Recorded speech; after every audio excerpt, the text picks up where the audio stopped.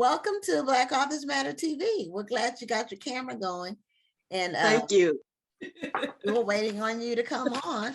We gave away a couple of books, which we do most weeks. So if we have some to give away. So thank you. I know you're with Royston Publishing, BK Royston, and you have a memoir, and it's called Walking in the Shadow of a Schizophrenic. Power of Forgiveness.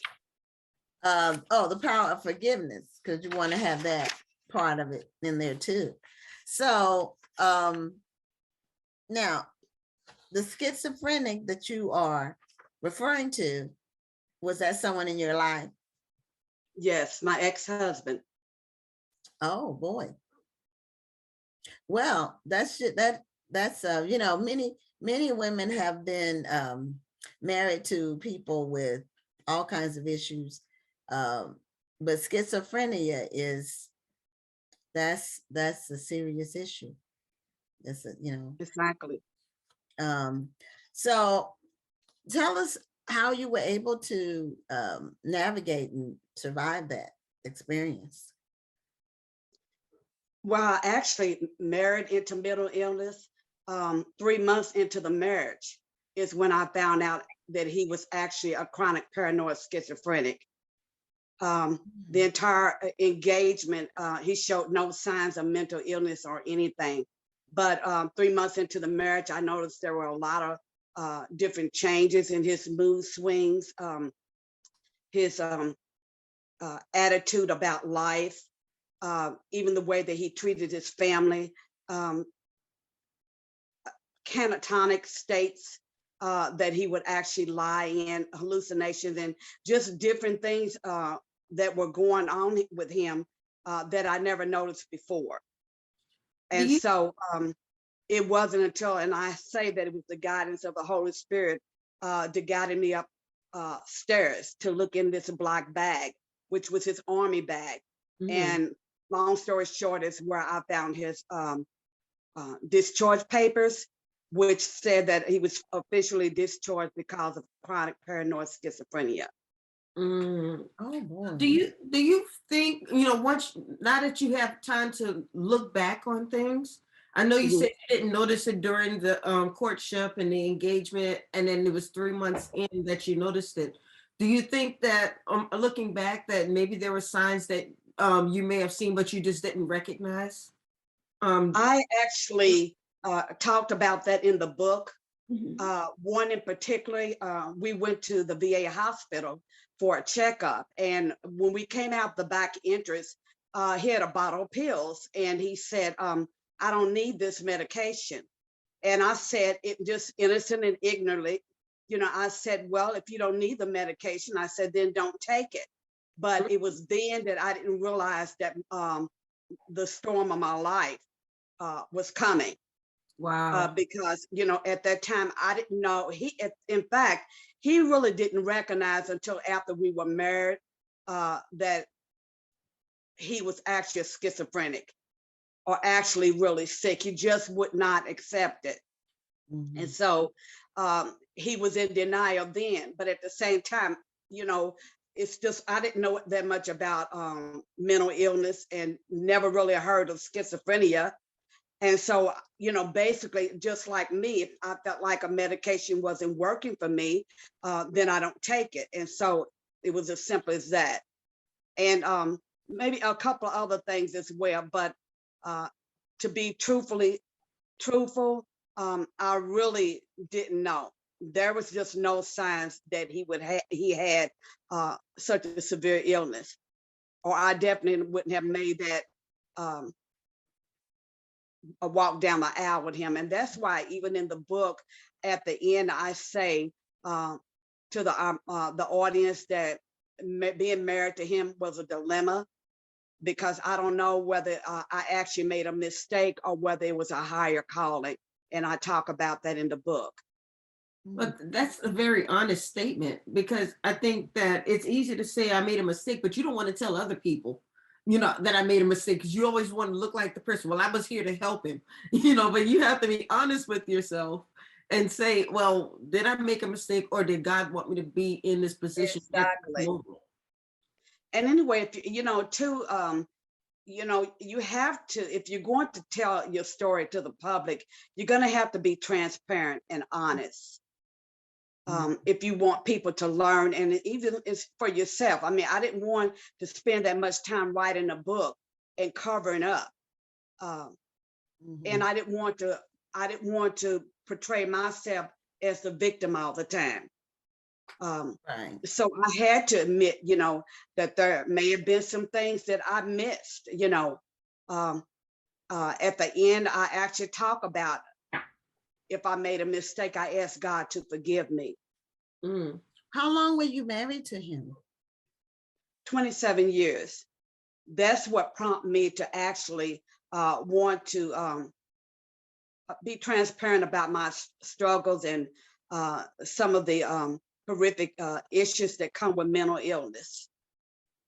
Well, was he under treatment during your marriage? Did he get back on medication? Was he seeing a counselor or a specialist? We went through all of that, the counseling, the different medications, group therapy, you name it. But the thing about it is, if you feel like that you're not sick, that everybody else is sick, that the medication is making you sick, it's just it's an uphill heaver, I guess, you know. I hear that a lot of schizophrenics stop taking their meds, and that's when they really have challenges. I mean, they can really hurt people. And a lot of times schizophrenics can be violent. Did he manifest any of those behaviors? One of the major problems we had is him staying on his medication. The inconsistency, and because of the inconsistency with medication, he relapsed so many times. And of course, his doctor has said to me, the more they relapse, the worse they get. And yes, he displays some balance because the paranoia and the hallucinations and things where voices is telling you what to do, and things that are that you feel that are real, but they're not. And so there were times, you know, that he felt like that he was in danger a lot of times. And so he could become aggressive, especially when it came to actually calling the police to take him to get some help. And I can't say that was being aggressive was a constant thing with him, but there were times that he was. So do you, how do you, because 27 years is a long time. Yes. So, I mean, there are some people who may not have been able to last 1 year, 2 years. What are some lessons that you learned? And what was it that ultimately made you stay for as long as you did? Well, for one thing, just because someone has a problem or you find out that they have an issue doesn't mean you stop loving them. Right. And so when I actually pulled the papers out of the his army bag, I remember putting the papers on my chest and saying, Lord, help me to help him. And I don't want to give everything away, but that one of the reasons why I actually stayed, because I mean, I loved him. I had heard the name, but still really didn't understand or know anything about mental illness, because back then they didn't talk much about it either. And there were many times that we were separated, but that's why I wonder if there was a higher calling, because I was always compelled to help Dallas through this. Even when I had to actually leave town, I still was involved in helping him. I actually talk about that, you know, in the book. And And so what led you to write the book? The fact that I had stayed with him 27 years, and I wanted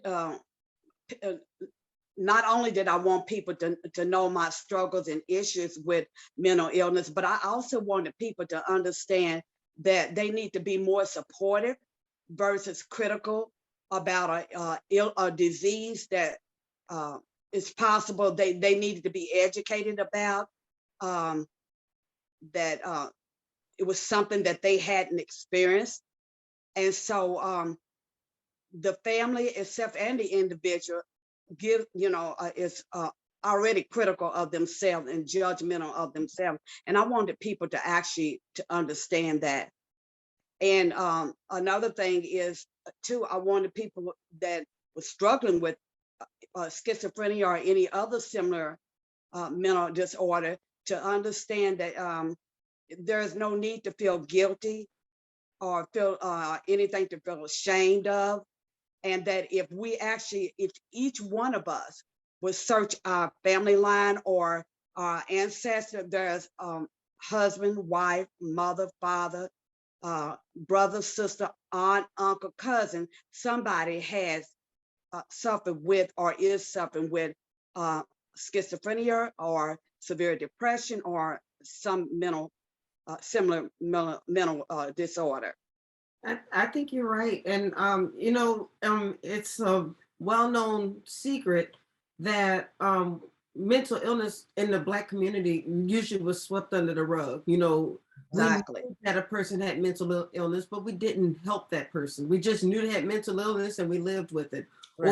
or we made excuses for them. I mean, it wasn't Exactly. really until recent years where we started actually encouraging our people to get help and to to seek medication if you need medication, seek therapy if you need therapy, get the help that you need.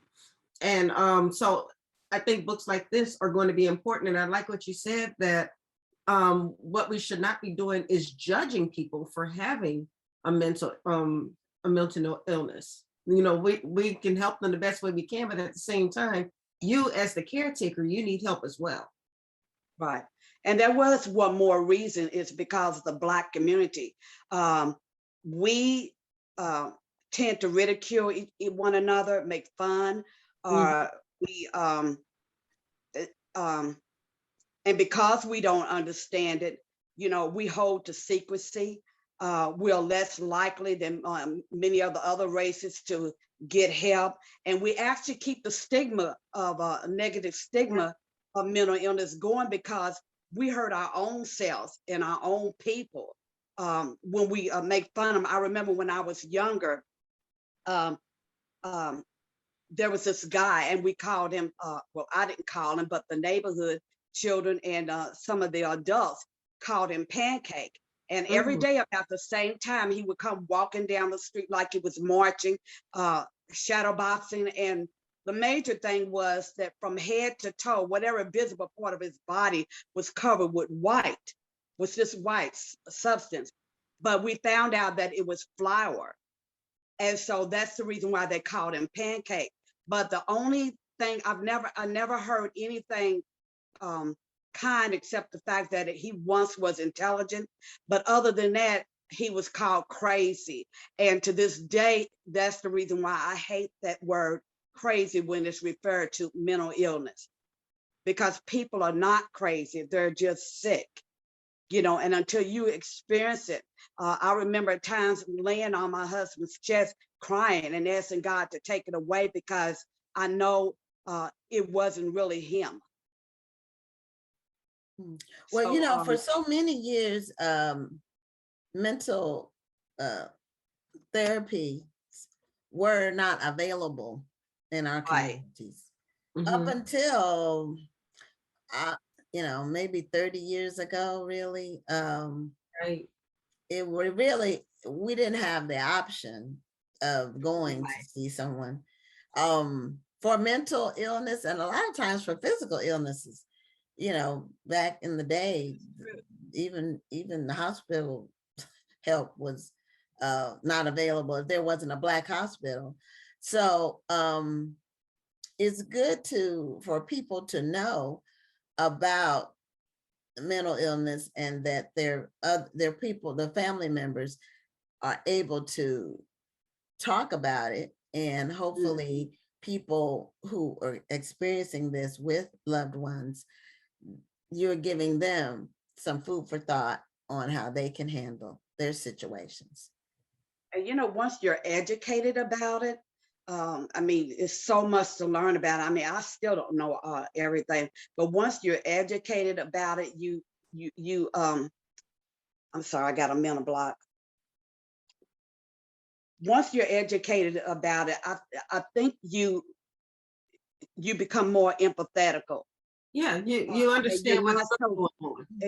yeah, and you're not so focused on the external behavior, because you somewhat understand what's going on with that person, and you empathize with them, because we know when we have some idea what it is not to be in our right mind. So education is really the key, and is what really actually helped myself and my children to actually press through.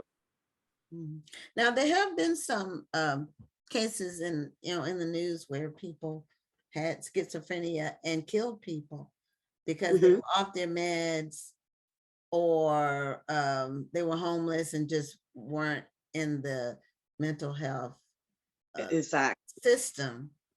And so they didn't really know what they were doing, but they're harmful to people. And so what would you say in those circumstances? Because we do need more institutional help, but not the kind of institutions where they would just put people away like in cages, where they really weren't getting help. And there needs that's what was happening with a lot of people, black and white. They didn't know how to deal with them. They just cast them aside, and they were really like caged animals. So what would you do you have any ideas on what could be done about that from institutional standpoint? I think that's one of the major problems. Of course, we know way back then, when even if you had if there was retardation or anything that was unusual, you were isolated. People stayed in institutions for years, without any help and things like that. But I think that's still one of the major issues today, is that we need more long-term facilities for people that are chronically ill, those that actually cannot, and you do have some schizophrenics and other people with severe mental illness that can't function in society, but then there are those that cannot, and so they are homeless, or they're running the streets. There's a high risk that they will hurt someone else or themselves. And so one of the major things is trying to build more facilities, or have a more long-term stay for people that are chronically ill. Well, that's one of the things that, with all of the funds that end up getting pushed out to the public when they do these big bills, these big legislative bills where they're spending $1 trillion. It's like the money just, where does it go? It disappears. Exactly. It doesn't get spent. And this is something that the state, and I don't mean state as in individual states, I mean the government institutions, they need to have that, because people, unless you're wealthy and can afford one of those high priced institutions, the average family cannot afford the long-term care.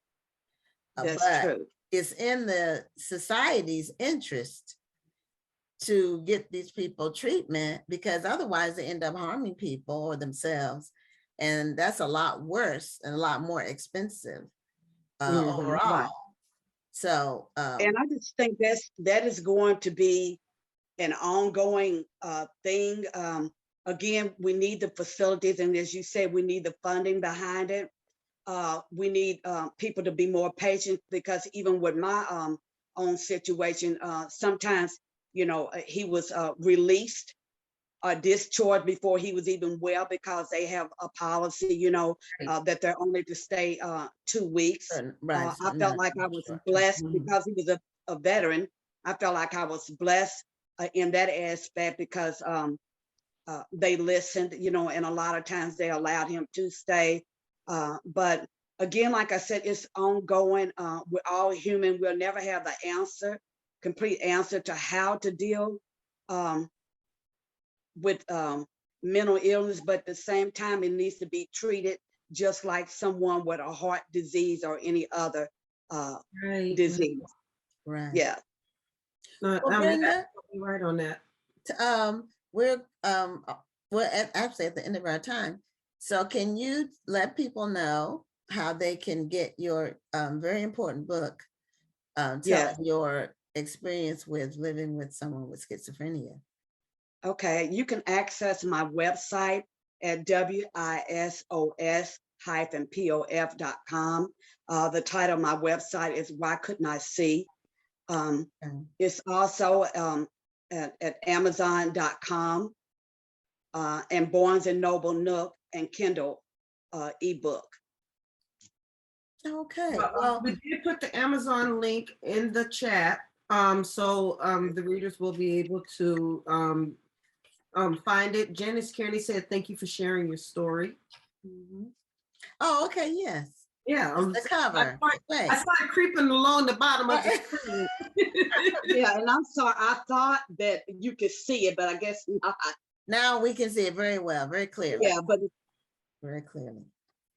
Okay, well, thank you so much, Brenda, for sharing your story. thank you for having me. And we appreciate your being a guest on Black Authors Matter TV. Thank you, and I appreciate you having me. Okay. All right, you have a great night. And once again, thank you for sharing your story. Okay.